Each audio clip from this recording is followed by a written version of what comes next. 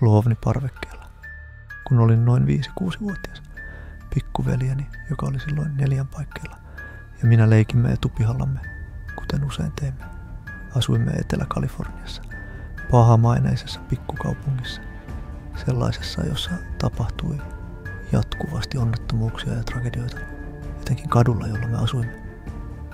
Yhtäkkiä kuulin naurua kadun toiselta puolelta. Pysähdyin ja katsoin ylös.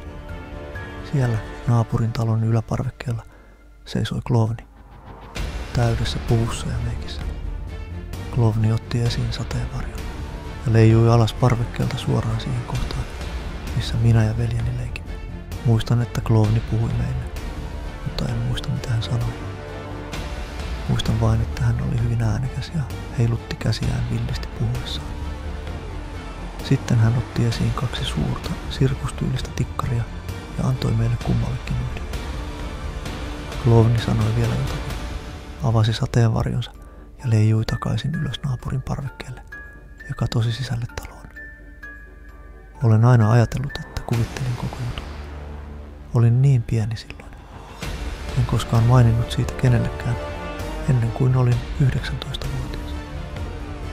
Minä ja veljeni olimme ystävien kanssa ja kerroimme toisillemme outoja lapsuuden muistoja. Päätin kertoa Klovni-tarinan ja silloin veljeni leukaperät valahtivat alas. Hänen silmänsä olivat kuin lautaset.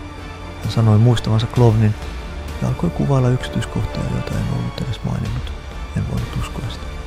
Olin varma, että se oli ollut vain mielikuvitukseni tuotetta. Mutta ei. Hänkin oli nähnyt sen. Tuo katu, jolla kasvoimme, oli aina ollut tunnettu oudosta ja traagisesta maineestaan. Murhia, tulipaloja, yliannostuksia. Sitä pidettiin kirottuna. Oliko se vain yhteinen harha? Vai jotain, mikä syntyi sen paikan pimeästä energiasta?